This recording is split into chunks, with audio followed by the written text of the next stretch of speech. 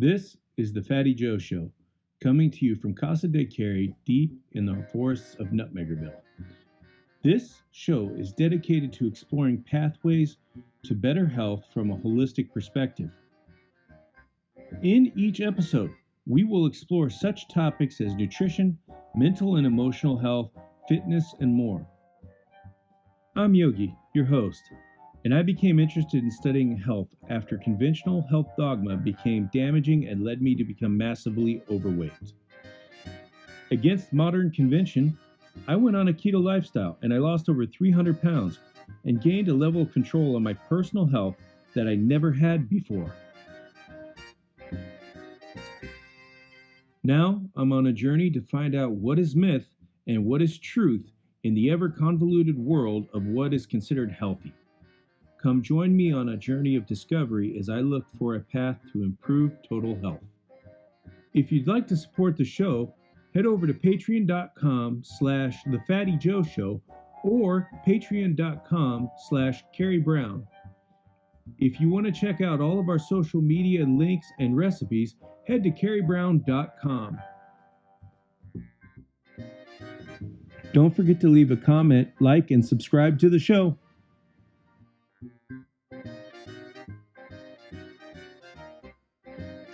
Hey everybody, welcome to the Fatty Joe Show. I'm back, and today my guest is Ivor Cummins, the Fat Emperor himself. Ivor is a biochemical engineer who's done a lot of studying on cholesterol, heart disease, and is one of those citizen scientists that's really fueling the revolution on how we perceive certain things that we've demonized in the past of being unhealthy, such as cholesterol. Ivor, how you doing today? Great, Yogi. How about yourself? I am doing okay, other than technology making me want to strangle a neck that's not even there. So, but you know, it's always those little technological speed bumps. When the technology works, it's fantastic, and when it doesn't, it's always at the worst time. Yeah. Well, we got it going anyway. So, how are you doing today? Oh, pretty good. Just back from Europe, from Switzerland and Spain. I was interviewing people for a potential new movie. And I got a couple of days on the beach. The weather in Ireland is pretty bad, but over in the east of Spain, got myself a little bit of vitamin D there. There you go. Yeah, I've been there one couple times back in my pro wrestling days, and it was always beautiful. And it's kind of funny because I just had Hannah Botius, and she was talking about, we had a little conversation about Spain because she holds her conference in Mallorca until recent events. So it's Spain is definitely a beautiful place to hang out and collect that vitamin D. It gets hot. So, yeah, at this time of year, though, it's about right around maybe high 90s Fahrenheit. But that was nice. It's nice. That's awesome.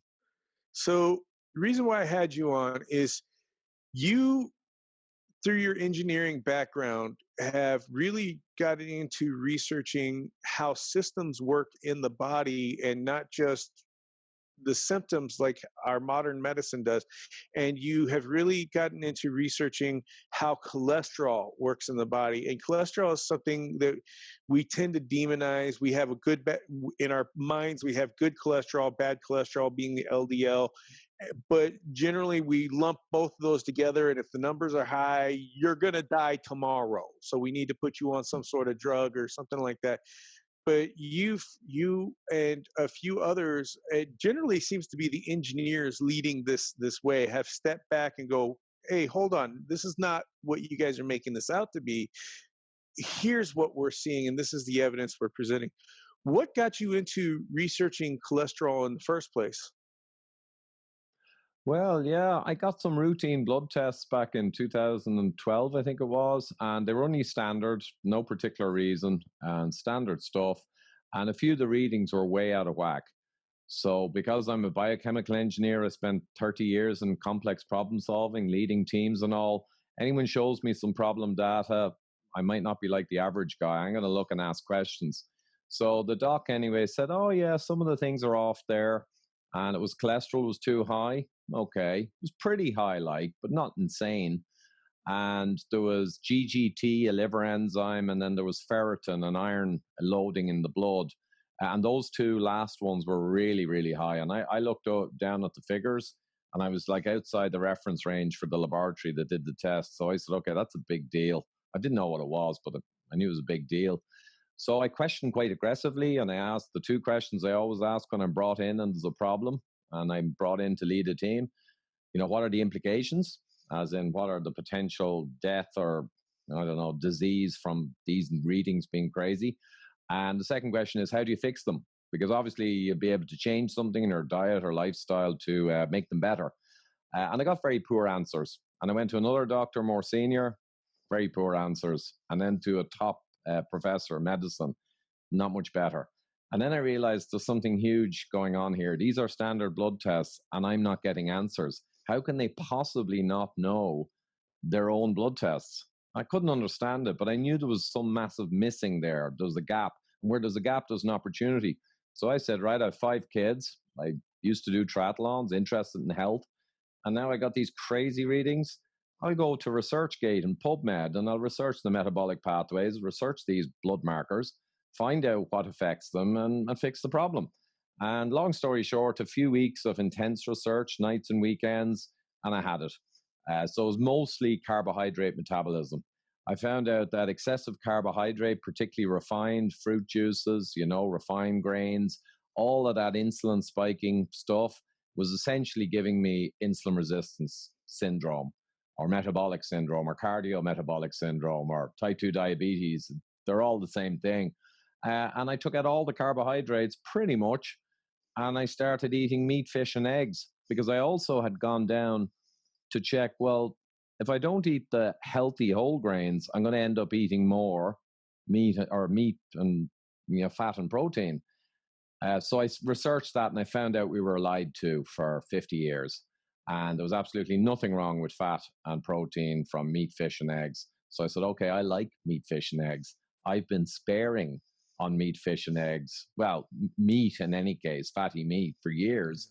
And now I can just jump in and embrace it. That's what I did. And 2 months later, got blood tests, and 10 weeks later, got them again. All the numbers fixed, lost 35 pounds, blood pressure that was always too high. They suggested meds, but I never wanted to take them. Blood pressure went right down with no extra exercise. So then I knew, okay, I got it. Because when all of that stuff gets dramatically better with one single change, you got a big root cause. You're correct. So then I started telling the engineers at work. I began to lecture and work in my corporate and get crowds of up to 100 engineers and technicians, explained it all to them, went on YouTube, and then a lot of people started paying attention, and it became a new career, essentially. That's awesome, man. Seems to be a lot of people that are leading this revolution, like I said earlier, are coming from this engineering background. And I have a feeling it's the way engineers look at things, which is different from how doctors are taught to look at things. From an engineering standpoint, you're looking at whole systems and root causes, whereas doctors are trained to react to the symptom and treat the symptom. So they're hitting that surface level rather than going in deep to find out what is actually going on. Yeah, for sure. So the most important word, I suppose, for me is integration. So I was an integration engineer 20 years ago, and then became an integration manager, systems integration. And the reality is that, doctors are more like specialists. Now, I know your kind of family doctor is a generalist, but to be a real integrator, you have to have expertise in many, many different facets, and you need to understand all the underlying science. You need to understand all the research, latest research, and you need to put it all together with the symptoms and many other things to get the actual answer. But doctors tend to, exactly as you say, they've got a symptom, they identify what it probably is, they apply a medication. It's the way the business works. They're far too busy to go researching. They're certainly too busy to start questioning what they've been taught. And they've never been really taught anything on nutrition. But they, as a group, they don't believe nutrition is massively important. And they do believe that cholesterol is a big deal. They do believe fat is bad. So they believe all these incorrect things, and they don't really go and research and say, what if a lot of what I believe is wrong? They don't think that way. Whereas engineers always think, where am I wrong? I got a hypothesis. You don't think, I'm probably right, or let's do an experiment to show that I'm right. Never. You say, I'm wrong probably somewhere, and I'm going to get caught out in 2 weeks if we make these changes. Where am I wrong? How do I test myself to find out where I'm wrong? So you're always questioning your hypothesis, questioning and challenging even yourself. And by harshly criticizing your own beliefs and theories and testing them hard, you find the weaknesses and you emerge with the right answer. But in medicine, it's kind of the opposite. You kind of have a belief system and you have a positive confirmation bias. So you tend to look for data to say, yes, I'm correct. So many differences with engineering. And if you apply proper problem solving, all the tools, comparative analysis, mechanistic analysis, root cause diagrams, whole range of tools, and you apply them all properly, you just rapidly get to what we call time to resolution. That's our big metric. If there's an issue, how rapid can your time to resolution be? An accurate hypothesis, tested, verified, process changed, fixed, move on, make money. That's the way we work. We're always improving and tuning. Medicine is always following, dogmas, following rules, following guidelines. They don't keep improving like we do. Anyway, that was a bit of a rant. That's all right. But I honestly see a lot of what you're saying right now, not just in medicine, but in society in general, and how people fall into this very dogmatic thinking of, I can't be wrong because this is what I believe, and what I believe must be truth. And it seems to be causing, not even outside our medical system, but in society in general, a lot of issues and a lot of problems. So I honestly think that a lot of people could benefit from hearing how an engineer thinks and apply it to their daily lives, not just in nutrition and health, but just in how they observe how the world works. So yeah, I'd say so. And I find, funnily, my whole career was problem solving, applying all the principles I mentioned. And in daily life, I find I apply them all unconsciously, even in psychological or political things. I find myself analyzing a situation with other people that's difficult. I kind of analyze it like a technical problem. Now, of course, I'm taking account of factors like people's behaviors and their psychology and their belief systems, but I still treat it just as a complex problem because humans are complex. yeah, If you've got a problem with your automobile, you're straight into the same thing. If you've got a challenge, I don't know, getting into an organization because there's a high bar, you have to analyze the problem. What are the solutions? And yeah, you can apply it to everything. I think I'm automatic at this stage now, just analytical. What are the things driving? And even problems in our world today that are driven by large organizations or pharma influence and lobbying, and corruption.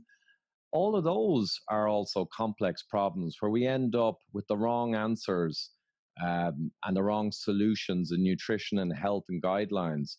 They're all complicated problems why we end up in a bad place.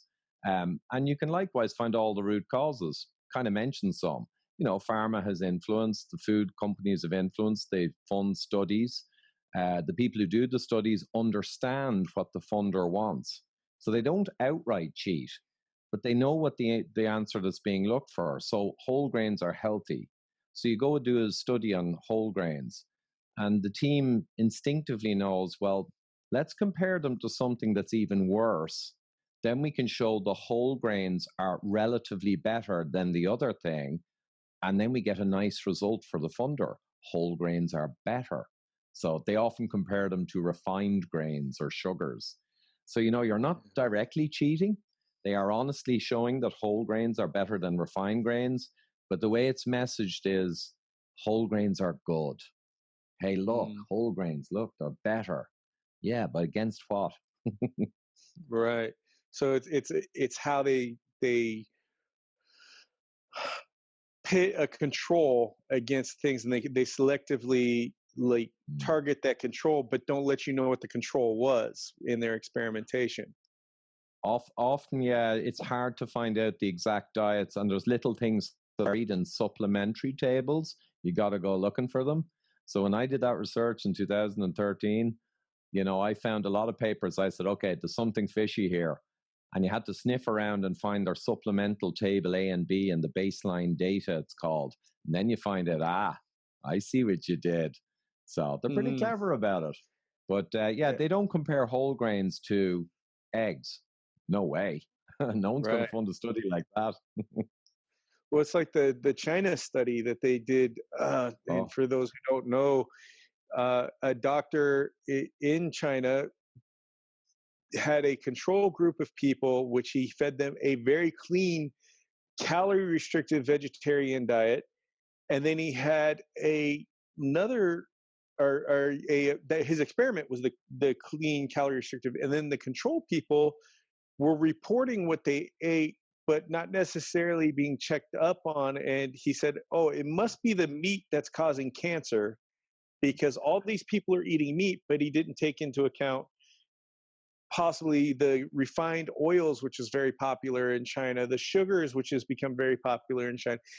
All of those things were not taken into account, but he said, well, my diet's best because it's better than, but it's the best all the way around. And don't eat meat because meat is toxic. But it really wasn't a comparison to meat. Exactly. That's one of the oldest tricks in the books, but there's so many. The chicanery. You can design an experiment in such a way that you can kind of get whatever answer you want. You just have to be clever about it. And it's what you don't say as much as what you do say. Like you mentioned, you just drop certain details. But these guys are clever, and they know the result they want.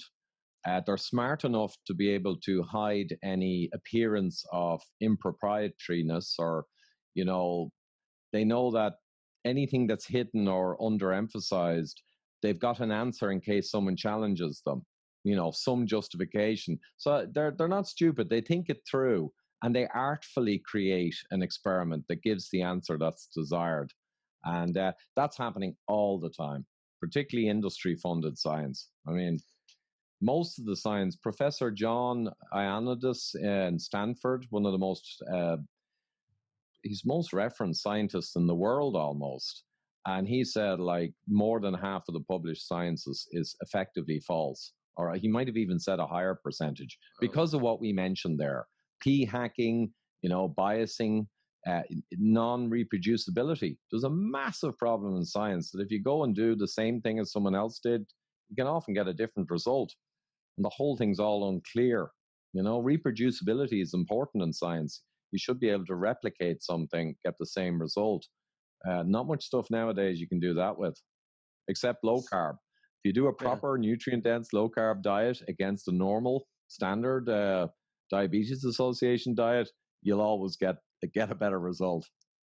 So did James Cameron's documentary Game Changers make you blow your top at all, or? Oh, it was hard to watch because it was a perfect example of what we just said. I mean, it was so cleverly done, and of course it will be. I mean, they got the money and they got the right people in. It was so clever.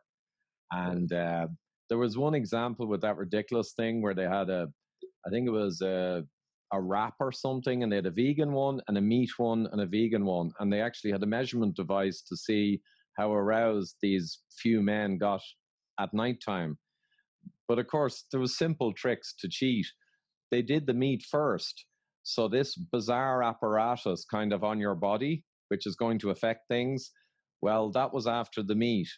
But then when they went to the vegan ones, you would have gotten familiar with that and things would be more normal. And that was just one. There were loads of tricks. And they admitted in the movie, again, like I said a minute ago, they have an out. Very quickly, the doctor who was going through it, they all enthused about how the vegan wrap, this is ridiculous, of course, 1 or 2 wraps. Vegan wrap was better, and they all joked about it, more manly, and they all talked. And then very quietly he mentioned, and of course this isn't a proper experiment, but it was so, you'd hardly notice he said it, but he covered his ass and he said that. But no one noticed. All they saw was the message. So it's propaganda. Which is unfortunately very effective and has been for a long time in society. So you came from a triathlete background. I came from a kind of the opposite background. I lifted heavy stuff. I was a power lifter and doing pro wrestler. But one thing I know being around a lot of the, especially the endurance athletes, is there was a heavy reliance on carbohydrates, on the goos, the sugars. And from a lot of people that I have heard talking on podcasts or talked to personally who have converted over to a low carb, they seem to say that their endurance is increased and overall performance begins to increase after switching to a lower carb diet. Was there anything like that with you? Well, actually, I admit I did a few years of triathlons, but this story of 2012 was a few years after that, so I'd kind of lapsed a lot. So when I did my dramatic shift, I wasn't doing much exercise at the time at all, and I purposely didn't change my level. So I only changed the food. So all I could really judge, to be honest, was, my weight collapsed, my appetite collapsed, which was unbelievable. I didn't even really research much on appetite effects of this. It was just metabolic. But I found after a couple of weeks, I could just skip meals. If I was in work and I was busy, I could just skip lunch without thinking about it. There's no way I could have done that over the previous few years. Mental acuity. I found even with skipping lunch, by the mid-afternoon, I was on fire and everyone else was kind of tired and waiting to go home. Um, and all the metabolic parameters. So it was like, it wasn't just my health got better, everything got better. It was unbelievable. But unfortunately, the exercise, I wasn't doing a huge amount at the time, so I didn't get to check that. But I always tell people that Professor Finney and Professor Volek, they have two books, The Art and Science of Low Carbohydrate Living, but they have won The Art and Science of Low Carb Performance, I think it's called. And I always say to people, I'm not such a specialist in sport performance, but yes, in general, it'll get better. I know marathon people who lost just that extra few pounds off their middle and they had better endurance. That's a very common story. But I always point them towards Finney and Volek's high performance, low carb, because they're specializing in, the faster study, and they've got all these high fat athletes. And that's kind of the place where the real science is for that specific thing. Yeah, I've been finding it very intriguing, and I've always been interested in how the endurance athletes operate, because it was so different from the way I operated when I was in sports. So that was more about curiosity than anything else, for a personal aspect, because I was always fascinated to watch the runners and the gymnasts and stuff, people that did the exact opposite of what I did when I hit the gym, because of what I saw them able to achieve that was completely out of my. I'm a tank. I'm built for comfort. I'm built for speed, so to speak. So. Well, some of the best, repeatedly, the science is indicating that repeats to failure, resistance training is very likely the best type. And these long endurance kind of aerobic distances, there's a lot of question marks of overdoing that. Whereas pushing to failure with weights, that's probably the ultimate muscle building, strength enhancing, aging well exercise you can do. In fact, I must get back to doing some of it. I've been bad the last 6 months with lockdowns and everything. I put on a good few pounds. I actually went the opposite direction when I got to Carrie's.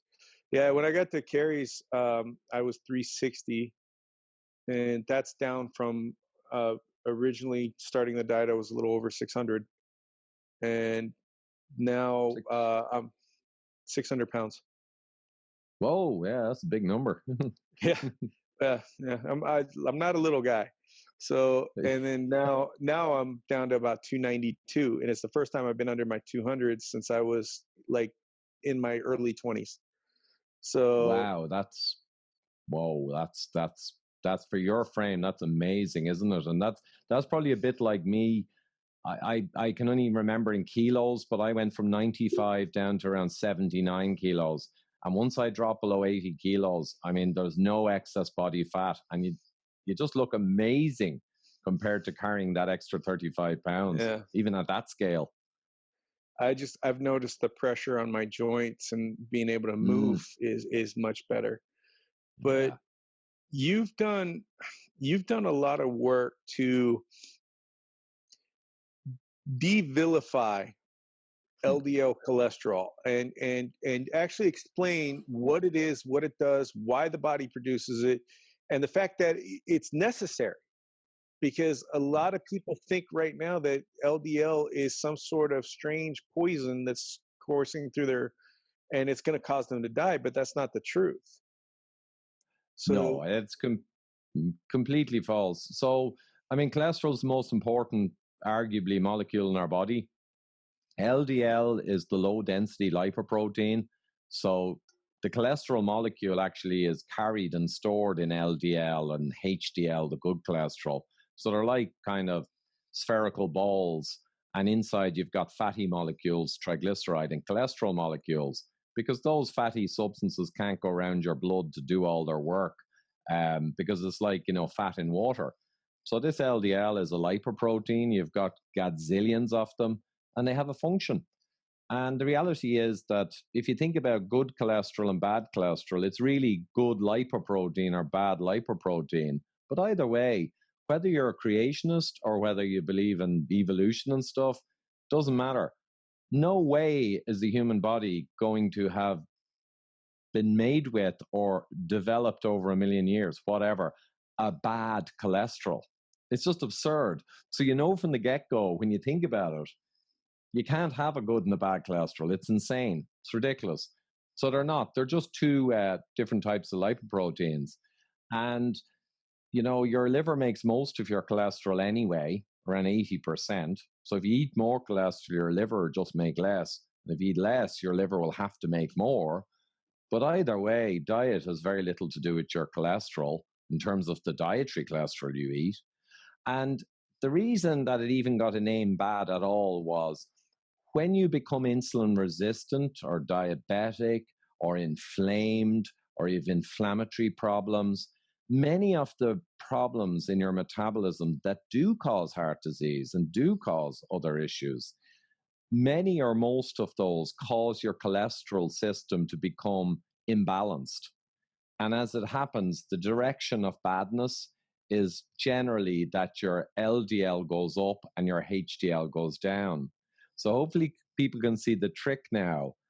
When you have a genuine problem, X, Y, Z, a sign of that problem often is that your LDL goes up and your HDL goes down. So if you're an idiot, like the whole cholesterol industry, you'll be able to say, look, that person has bad outcomes or has an issue. And look, their LDL is higher. So it's the high LDL is causing it, but it's not. The high LDL is like a gauge on an engine. It's like a temperature gauge. A high LDL can indicate with low HDL that there's a problem in the engine, but it's not the LDL's fault. It's just like a gauge. So I think that's the big confusion. But the problem is LDL has become such a huge multi-billion-dollar industry that no one wants to go back now and fix the misunderstanding. But I often give one example on LDL. So people know their LDL value and they know their HDL and their total cholesterol. So what I tell people is there's around 5 major risk algorithms in the world. So there's AstroCharm and there's, Framingham. But these are very big mathematical algorithms where you stick in your cholesterol, your blood pressure, your diabetes history, and they tell you your 10-year risk. So what I always say is, well, if there's 5 around the world and they all agree with each other, we all have to accept that they're roughly correct, right? They're not going to be wrong because that's what all the medication decisions are made on. Whether you go on a statin, whether you don't, your life insurance, everything. So let's say they're correct. We know they are, roughly. If you put in a guy there with a 200 LDL, now that's mega high. 200 is very high. Anything over 140 would be seen as high. But if you put in a guy with a 200 LDL and a 300 total cholesterol, those figures would be insta-statin, right? You put them in to all 5 algorithms. Once you put in that the HDL is high and the blood pressure is not high, and a few other things, meaning that that guy is not insulin resistant, you come out as low heart disease risk. I show this all the time to doctors. They don't believe me. I say, I'm going to put in a guy with 200 LDL and 300 total, and he's going to be low risk, 50-year-old man. And they say, no way. And then I do it. All 5 of the algorithms from around the world, they all say the same thing, low risk. And he says, but how is that? Because it's not the LDL. It's the insulin resistance and other problems. So that for me illustrates, even using the orthodox guys, those guys' algorithms, I can prove to them that their LDL is rubbish. And the LDL we've now shown, and it's still not being conveyed into the mainstream practice of medicine, but even the researchers who are behind the scenes are beginning to agree that LDL markers or total cholesterol, because we don't even just test LDL, we test total cholesterol, don't look at the dissemination between the two of them, and then say you need a statin. Your HDL could be skyrocketed, and they're going to put you on a statin. So there are a lot of researchers, a lot of citizen scientists such as yourself, that are saying that there's other markers that are far more important when it comes to the risk factors of heart disease, such as the calcium score. Yeah, I mean, particularly the calcium score. Now, that is a CT scan. So it's not like an MRI where you go into a tunnel and you're all claustrophobic. It's just a standard CT donut. You just go into your chest and there's a ring. And it's a high-speed X-ray, basically, that sees the calcium in your coronary arteries. And I always say to people that, you know, it's not about like calcium in a blood test. It's nothing to do with calcium in a blood test, because you get a calcium blood level. That's nothing to do with this.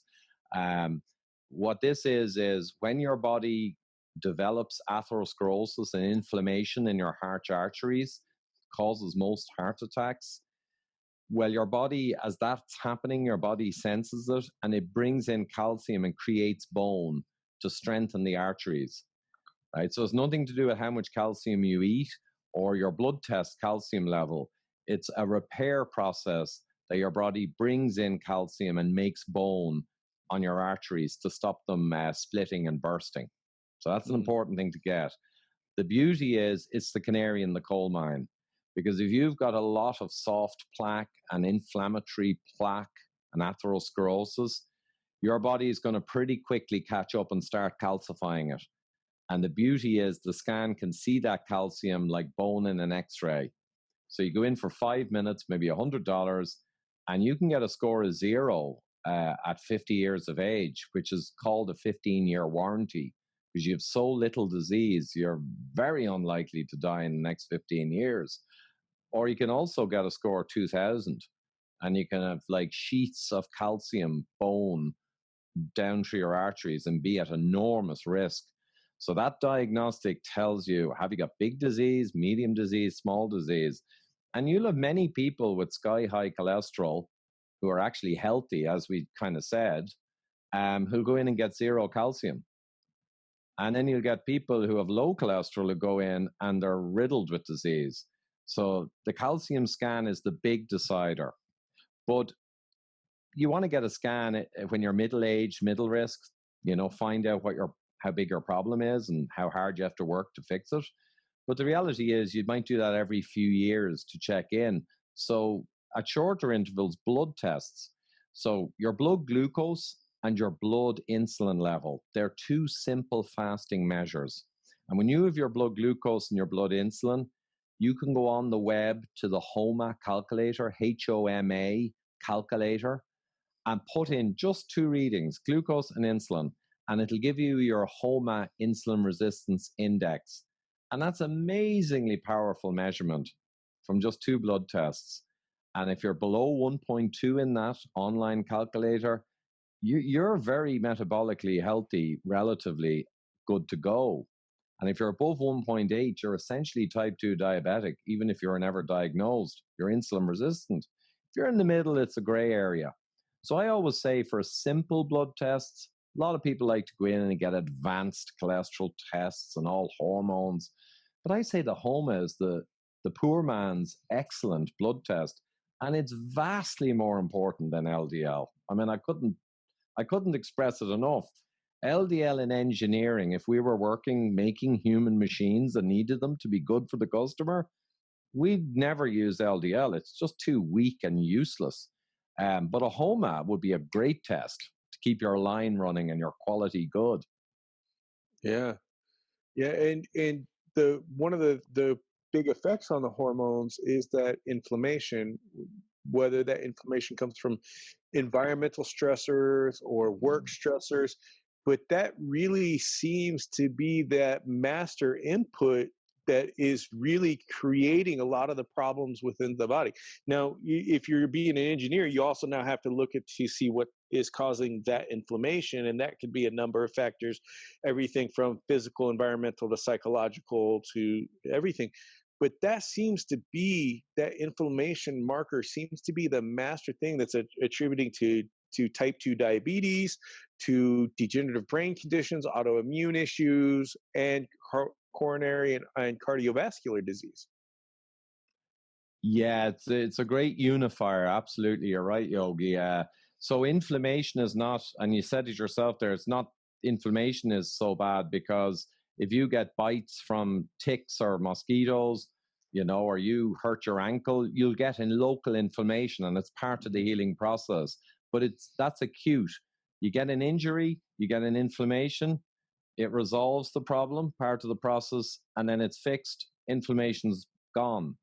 The problem is chronic inflammation. If you keep insulting your body, and the best way to do that is through your mouth, no doubt about it. Seed oils, vegetable oils, sugars, refined carbs, they're all going to cause a state of systemic inflammation, chronically, long term.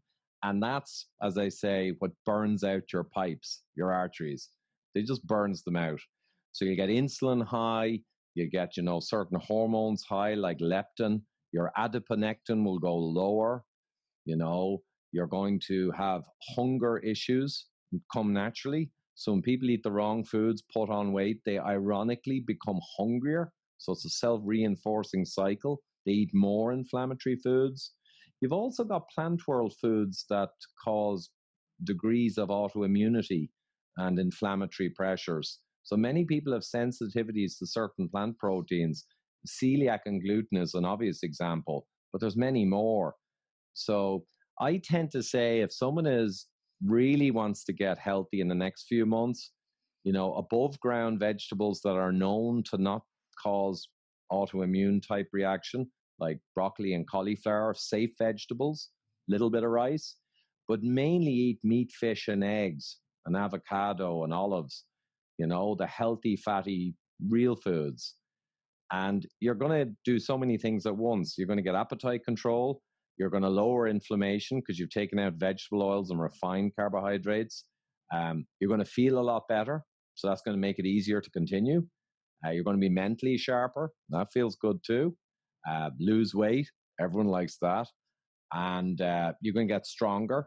And if you add in like resistance training, a little bit of weights combined with fixing your diet, you get a double whammy. I mean, the two together is amazing. So, yeah, inflammation and chronic inflammation. Some rare people have a real problem with certain foods, and it's tricky to find out what they are. But if you go towards an elimination type diet, to meat, fish, and eggs, and some vegetables, very basic, healthy diet, most problems you experience, a few weeks of that and sticking with it, you'll just be amazed at how your life changes. It's such a big prize. I think a lot of people nowadays, they think, oh, diets, I tried that diet, I tried this diet, but they were always the wrong diets. But most people don't realize if you truly switch to an ancestral, human appropriate diet and stick with it for several weeks, they just won't believe the difference it makes. It's a shame. And one of the best analogies for the inflammation that I've heard in a long time actually came from one of the people I used to listen to it, and they associated it to an engine. If you run the engine on dirty oil or no oil, the engine's going to overheat and fail. Whereas the engine is properly lubed and it's not overheating, the temperature maintained properly, the temperature relating to inflammation, then everything's going to work properly, and your engine's going to last you longer. And Oh, and massively longer.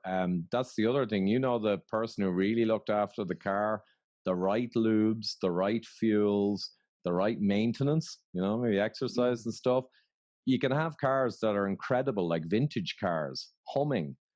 And then, of course, you can mistreat a car, put the wrong stuff in it, and just have it be a junker in no time. It's a great analogy. It's so true. Like the human machine, overwhelmingly the most important thing that decides how long and how strong it goes is what goes in the mouth. And then exercise also is very important too. But genetics loads the gun, but it's the food that pulls the trigger. You can have poor genetics and live the right diet and lifestyle with nutrient-dense foods, all the nutrients, none of the bad stuff, low inflammation. So you can have bad genetics and do incredibly well, and you can have good genetics and destroy it all with what you eat. So what really moves the needle is what goes in the mouth, and of course, exercise and sun exposure, some other things are important too. But what goes in the machine, that's the big thing. You were talking about hormones before, and you just mentioned sun exposure. But let's go ahead and talk about that vitamin D, because vitamin D, we call it a vitamin, but in the body works much more like a hormone than a vitamin does. It is actually key to so many processes, everything from hormonal health, sexual health, to your thyroid production. I mean, it is really kind of a master key to all these different processes. So they're finding, especially in areas that are low sunlight for a good majority of the year, people are covered up because it's cold, and they have vitamin D deficiencies. Even the mood can be affected, and if they're not getting enough vitamin D, the hormonal changes that occur can affect how a person feels, and even suicide ideation and things like that. So let's talk about vitamin D and how important that is as it relates to cholesterol and other systems in the body. Yeah, well, vitamin D, very important, and there's more to it than, say, just taking supplements and shooting up your vitamin D. Ideally, you'll get it through the sun, or ultraviolet lamp is pretty much an equivalent. And when we get ultraviolet on our bodies from the sun or from a good lamp, like a Sperti, it doesn't just make vitamin D. There's many other photochemicals that are created in your skin, and they haven't even bothered researching them because there's no commercial interest. But you can be sure they were made for a reason, right? So there's all these different things that are made. It is a pre-hormone rather than a vitamin or a vital amine or a kind of protein. And it's connected into so many things. One reason given that it's so connected is a few 100 million years ago, well, according to the evolutionary model, that we came out of the sea. And in the sea, the vertebrates or the boned creatures could access calcium everywhere. But on land, there was a problem. So vitamin D became the connection between being on land, exposed to the sun, and storage of calcium and magnesium balance. So vitamin D is very important for magnesium balance too, which is in itself really important. So it kind of became wired into so many systems. The thing about vitamin D is ideally you get healthy sun exposure without burning. So you should never get burnt. That's damaging, of course. But I would always have a rule: get as much sun as you can get without burning. So if you have very dark skin or you're black, then that's obviously going to be a massive sun. If you're fair skinned and you move to a hot country, it'll be very little sun. But always the same rule: as much sun as you can get, but without burning yourself. And then you're going to optimize vitamin D. And then we have peoples who live in north latitudes, like Inuits. And you'd say, well, they're not getting a lot of UV. But remember, when you move north into those cold regions, what are they eating? Seal fat, blubber. fish full of vitamin D. So when you go to these cold areas with no sun, guess what? Your diet is nearly no plants. It's all vitamin D rich foods. So it almost self-corrects. You're setting it. Another thing that's interesting, though, I found out in the last couple of years from Paleomedicina, a medical group in Hungary who treat patients with all kinds of diseases. They've listed 20 to 25 chronic diseases they've treated. And they use a very low carb, ketogenic, pretty much carnivore diet of organ meats as a treatment. I know, sounds way out there. But one thing they demonstrated to me was they've taken people who have low vitamin D, who are unhealthy and they have disease. And over a couple of months then, they've gotten them much healthier and massively improved their disease with their regime. But what they've shown is that their vitamin D could go from being, say, 20 units, which is pretty bad, up to 37 or 8, which is really good, without giving them supplements and without really getting much sun. So it's another important thing to know that your vitamin D in your blood test, 25-OHD, is an incredible marker of metabolic health as well. So the bottom line is get it from the sun as much as possible, get it from the nutrient-dense, D-rich foods, meat, fish, eggs, all these good foods. And also get it by fixing your insulin resistance and becoming healthier. Your vitamin D levels will rise in that blood test and it'll release from your fat tissue. And then finally, of course, you can take supplements, which is fine, but I don't want people to think that, oh, my vitamin D is low, I'm going to keep eating poor food, I'm not going to get the sun much, but I'm going to eat all these vitamin D pills. It's kind of maybe not the ideal. Now, I'll say one last thing on that, though. So the supplements, I think, are great if you're low, and they can supercharge getting your D up along with all the good things. But interestingly, with COVID recently, I went through and did videos on my YouTube about how vitamin D being below 20, which is bad, versus being above 32, which is good, they were seeing in studies with humans back in April and May, 10 times more likely to have a poor outcome or death based on being below 20 versus above 30. That's huge. 10 times difference in risk of death from COVID. So that was very interesting, but it was an associational study. So they did correct for other factors like age and morbidity. So it's good work, but it's still associational. But just 2 days ago, a randomized control trial, a small one, was done on humans with coronavirus. And it was quite shocking because they gave them very high dose vitamin D supplements of a special type, of a very absorbable type. But nonetheless, they had placebo and they had the people with the supercharged vitamin D supplements oral, and over many weeks. And they saw like approximately a 95% lower admittance to intensive care for the vitamin D supplement guys. And like, wow. I was kind of stunned because I thought supplements will certainly help, but it'll massively help you to get up your vitamin D with sun and food and all the other things I mentioned. Not so sure about just supplements, but this is a randomized control trial published, and it just showed an incredible change in likelihood of needing intensive care. So that should make some waves, I'd say, that study, now that it's out. Yeah, and we know, though, that vitamin D does play a huge role in the immune response in the body. Yeah. So it just theorizing that it may play a role in the body's ability to develop immunities or not become symptomatic. I just finished again reading Nutrition and Physical Degeneration by Weston A. Price, and he was noting that all these people he was testing in these rural communities were testing positive for tuberculosis, but being asymptomatic, and they were eating an ancestral diet. But yet in all the industrial areas where they were eating the standard American diet or the standard diet for the time, which was just starting to be the processed food, were becoming symptomatic with tuberculosis, but yet both sides carried it in an equal amount. That's an excellent example, yeah. And the same with our current viral challenge, I would say. I give an example, and without getting into all the detail, but I give an example. You've got Jack and John, identical twins. They're both overweight with insulin and leptin resistance, and they're eating seed oils and processed food, okay? And they're both 55 years of age.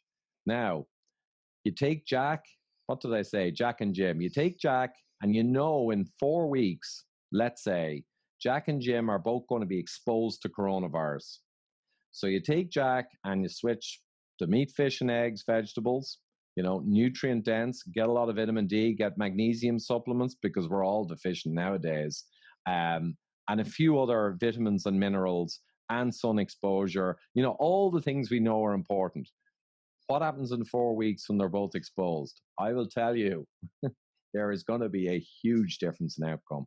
Because we know from the studies of diabetes and immune function, we know from all of the other human studies that if that person, Jack, if his HOMA-IR I mentioned earlier goes down from, say, 2.5, same as his brother, in a few weeks, that's going to go down to, say, 1.1. His leptin's going to come down. Leptin is a cytokine. Leptin is all part of the immune system. People who are diabetic have leptin resistance. It hugely affects your response.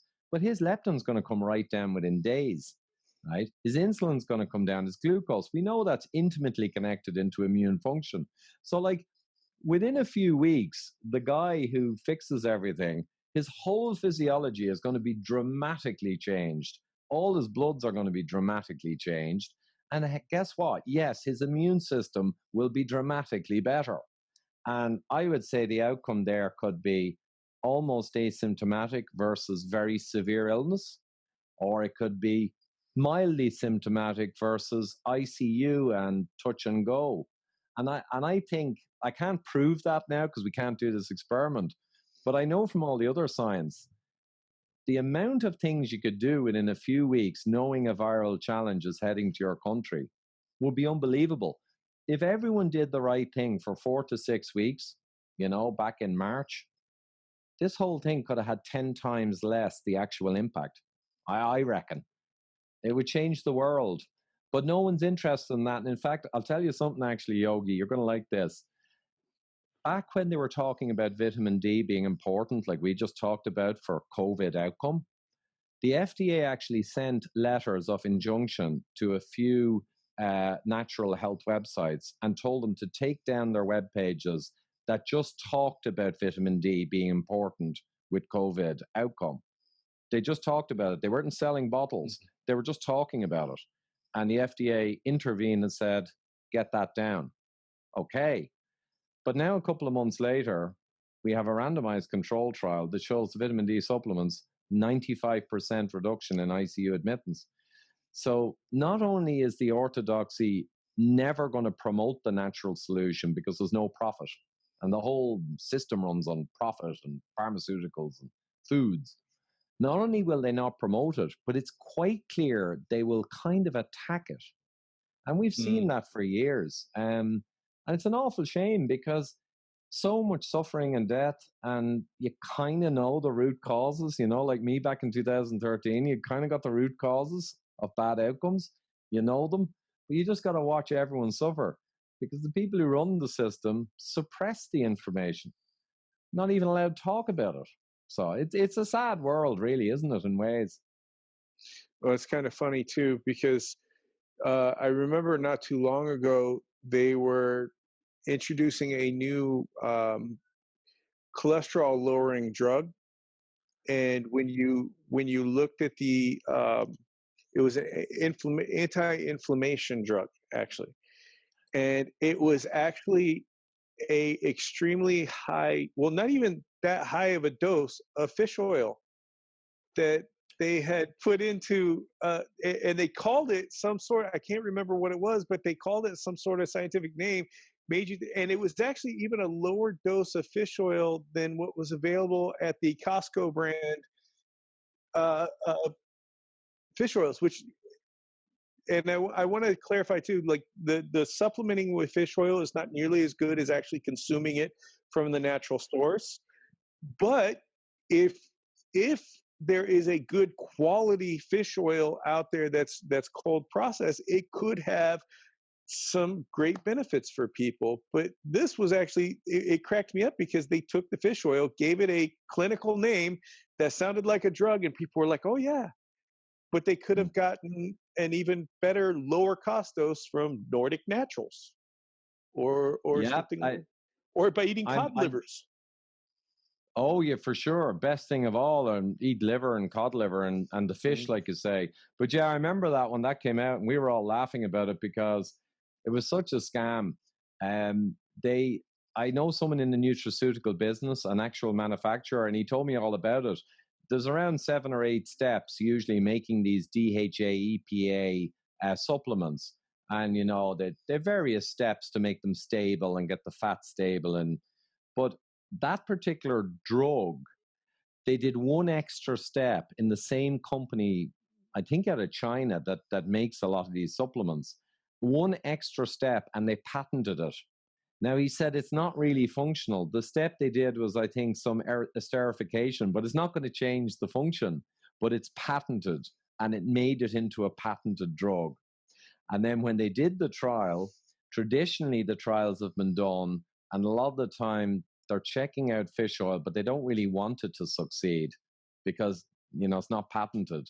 So they use small doses, or they use people who are actually quite okay for omega-3 content. So it's hard to see a signal. And they show like 10% improvement in the heart disease outcomes, maybe not statistically significant. So there's these watery fish oil trials. But this one, no. This one, they selected the right people with significant disease, I would say low in omega-3, so they're going to see more of a benefit. And actually in the trial I'm aware of, they use quite high doses, you know, to make sure they push for a good result. And they published something like 28% reduction in events over a year or two, which it matches a statin or is better. So here you go. You add a step that doesn't change fish oil, you patent it, you rig the experiment to give it maximum chance of showing a result, and you actually get the result of the statin, which is the gold standard, right? Right. But they don't want people buying fish oil. The FDA will probably take down your website if you claim too much for fish oil. But the FDA will be all over these guys. Whoa, great job, guys. I'm gonna lead into our closing questions because I know we're gonna go, but I want to say this. Could you imagine how different our immunity would be, our response to the natural viral attack that we are having, if we did not subsidize sugar and wheat? Yeah, that alone. Or, you know, I said another one, and I know we have to wrap to a close, but just a quick one. I remember saying in the early stages of this viral challenge, you know, a lot of people asking me about it and the metabolic aspects. And I remember saying, if you're a country, say in Europe or whatever, in January, and this coming out in China, and you know it's probably coming, and for some magical reason, all the food supplies just fade out, and all that's left is meat, fish, and eggs and vegetables. You know, everyone would go crazy because all their fun foods are gone. But if that happened a month or two before the virus hit the country, you know, there would be no crisis. Yes, some people and older people, you know, would have an issue, but it would be so much smaller. There would be no lockdown. It just would be so much smaller. It's ironic.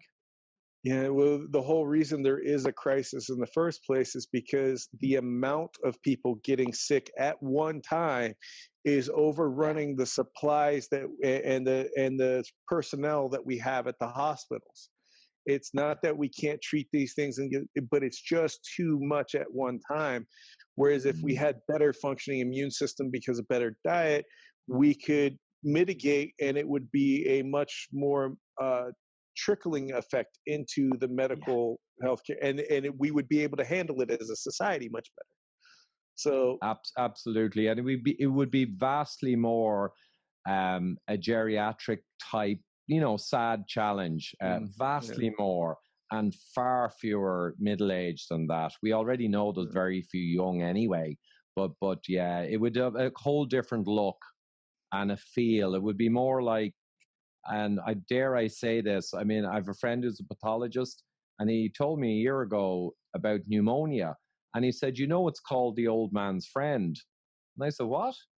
And he said, yeah, all of us medical people years ago, always, that was the name we had for it, because often very aged people who were struggling, it would be the last thing and they'd go. So it would be much more like that, just a very old and frail person's final passing, rather than obviously the huge impact it's had on many ages. Yeah, if people's immune system was strong, there would be much rarer and longer, slower, like you said, and much better care, much less impact. Yeah. So I like to close out the episodes with 5 fairly short answer questions. They don't always end up being short answer, but it's up to you. Yeah. but half past the hour, so yeah. Yeah. So who are your top 5 health heroes? Oh, God, gotta be careful here now. These questions, you always forget people and you kick yourself afterwards. So Dr. Paul Mason just springs into my mind from Australia. Super smart, good buddy, really good. I'm going to have to say Dr. Jeff Gerber, my co-author. But he's, in the family practice medicine doctor, and he has 20 years nearly doing low carb, high fat diets for his patients' health, and huge knowledge. Who else a hero? Professor Noakes, of course, is just a hero in a leadership sense. And of course, scientifically, yeah, but the leadership and what he went through for principle is huge. And I'm just going to throw out Gary Fetka now, because I'm kind of thinking of people who stood up and took a huge amount of personal pain. I put a lot of stock in that. I love, ethical bravery, and so many people stay quiet and don't do the right thing. So that's 4 actually already. Michael Eads, Dr. Mike Eads. I mean, Protein Power, the original and best, way back in the 90s. So anyway, I'm going to miss a load of them, but the reality is you said 5 and it was from the hip.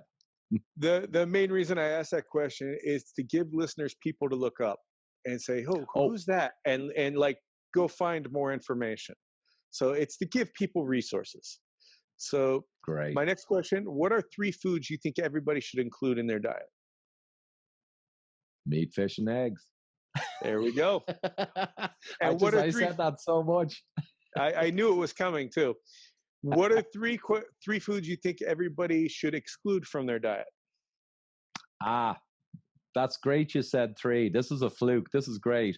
I sometimes say the devil's triad, and it's the 3 pillars of modern chronic disease in food. And I always say sugar, refined carbs, refined grains, and seed oils, vegetable oils. And that's what makes up most of processed food, ultra processed food, and that's what makes it bad. Not the E numbers and all that stuff. It's the devil's 3. Yeah, and I like to ask that question because it shows people a consensus on what people agree with and what's healthy and not healthy.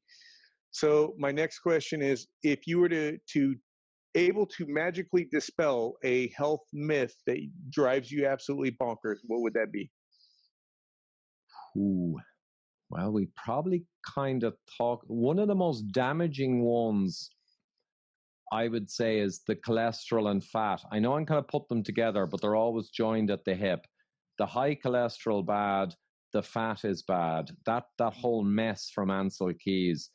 And one of the reasons it's so damaging is it's the biggest impediment to us to get out the proper science on a healthy low-carb diet. Because the one thing stopping low-carb simply being adopted widely because of all the benefits we've talked about, it would just get adopted more and more, word of mouth. But stopping it is the fear of cholesterol. So that myth of cholesterol and fat is genuinely hurting millions of people, because there's so many millions of people who could very well be on a healthy low-carb diet now, if not for the fear of fat and cholesterol.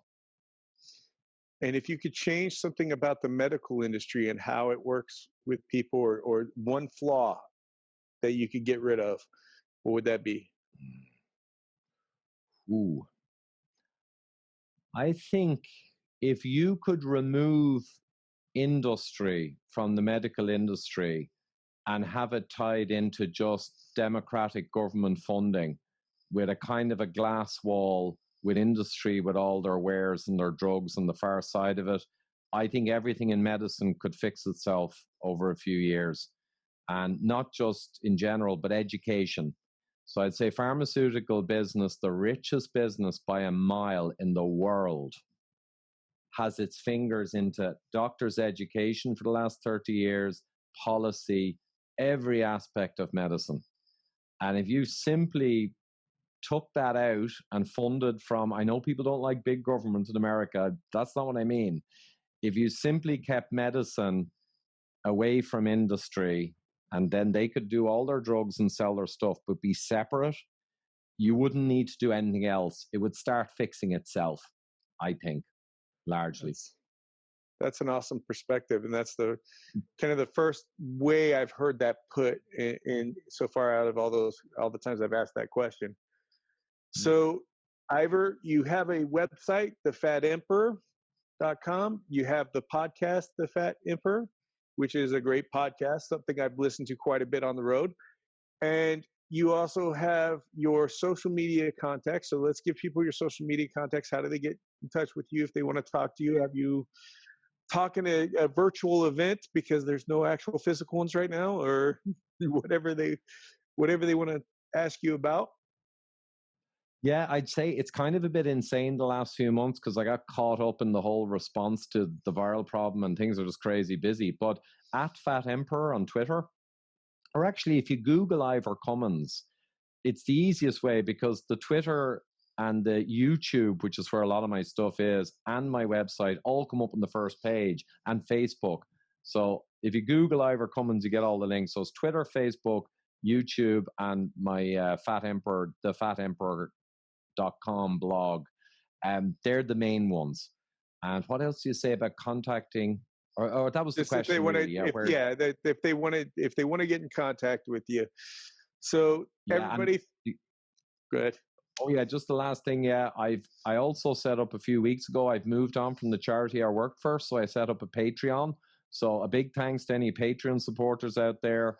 Basically, I've got a kind of a support now from Patreon because I moved on from the charity and my full salary. And I got 5 kids. I got to run my life. So I really wanted to keep doing this work. And the Patreon and PayPal people supporting me is enabling me to do it because I have no commercial income. I don't want to go back to corporate work. I want to keep pushing back on the corporates, not working for them. Yeah. You know what? And that's a great way to help fund citizen-run science without special interest involvement. So that's a great way to go. Definitely check out Ivor's Patreon account, and if you can support, definitely support.